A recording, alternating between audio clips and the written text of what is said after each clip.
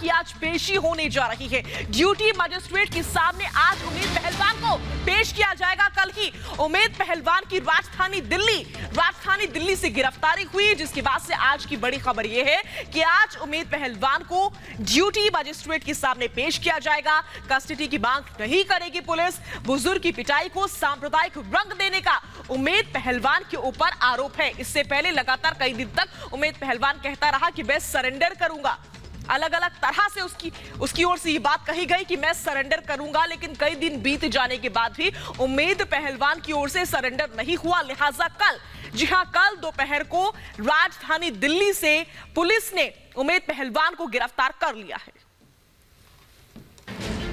गाजियाबाद में बुजुर्ग की पिटाई के मामले में पुलिस ने मोस्ट वांटेड उमेद पहलवान को गिरफ्तार कर लिया है।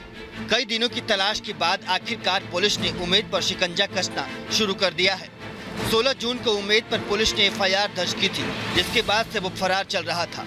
फोन की बात हो रही थी जिसके जरिए फेसबुक लाइव उसने किया था, उस फोन को जब्त कर लिया गया है। ऐसा माना जा रहा है कि उमेद पहलवान इद्रिसी की गिरफ्तारी के बाद अब कुछ और जो नाम है वो भी सामने आ पाएंगे और साथ ही साथ वो साजिश भी सामने आ पाएगी जो इसके पीछे पूरी चल रही थी। सोशल मीडिया पर इस फर्जी वीडियो के वायरल होने के बाद से पुलिस की 5 टीमें लगातार उमेद की तलाश कर रही थी। आखिरकार गुप्त सूचना के आधार पर क्राइम ब्रांच ने SP नेता उमेद पहलवान को दिल्ली के LNJP अस्पताल के पास से अरेस्ट किया। पुलिस का दावा है कि उमेद ही वो शख्स है जिसने आपसी रंजिश के इस मामले को सांप्रदायिक रंग दिया, इसलिए उमेद की गिरफ्तारी को बेहद ही अहम माना जा रहा है। इस व्यक्ति के खिलाफ यह आरोप है कि इसके द्वारा एक घटना को एक दूसरा रंग देते हुए धार्मिक उन्माद, धार्मिक सौहार्द बिगाड़ने की कोशिश की गई, सांप्रदायिक माहौल को जो है पैदा करने की कोशिश की गई और जो मारपीट की घटना हुई उसमें हम 9 एक्यूज को गिरफ्तार कर चुके हैं। पूरी बात निकल करके सामने आ चुकी है। पुलिस ने उमेद के फोन को जब्त कर जांच के लिए भेज दिया है।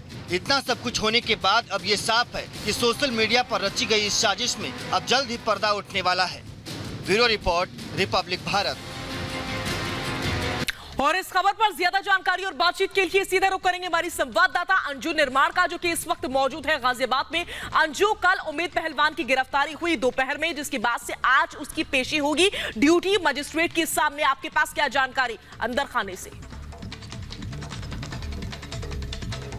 जी बिल्कुल शाजिया, मैं आपको यहाँ पर बताना चाहूंगी कि जिस तरीके से लगातार उमेद खान फरार चल रहा था और अपनी लोकेशन बार बार बदल रहा था, उसने अपना फोन भी स्विच ऑफ किया था और सिर्फ इंटरनेट के जरिए वो लोगों से बातचीत कर रहा था। और फिर उसके बाद जिस तरीके से वो लगातार बयानबाजी ये भी कर रहा था कि मैं कोर्ट में सरेंडर करूंगा या मैं पुलिस के सामने सरेंडर करूंगा, और वो उसने नहीं किया। और उसके बाद पुलिस ने उसकी गिरफ्तारी दिल्ली के लोकनायक हॉस्पिटल के बाहर से की है। सबसे बड़ी बात यह है कि जिस तरीके से लगातार उमेद पहलवान ने सोशल मीडिया पर एक फेसबुक लाइव किया और इस पूरे घटनाक्रम को बदलने की कोशिश की। पुलिस सूत्रों के हवाले से हमारे पास ये खबर है कि उमेद के ऊपर दंगों की साजिश रचने का भी आरोप पुलिस लगाने वाली है और कोर्ट में आज उनकी पेशी करेगी। साथ ही साथ पुलिस उनके ऊपर सांप्रदायिक उन्माद फैलाने का भी आरोप लगा रही है और करीब इस पूरे मामले में 11 लोगों की अब तक पुलिस गिरफ्तारी कर चुकी है। वहीं जिस व्यक्ति ने ताबीज बनवाया था यानी परवेश गुर्जर,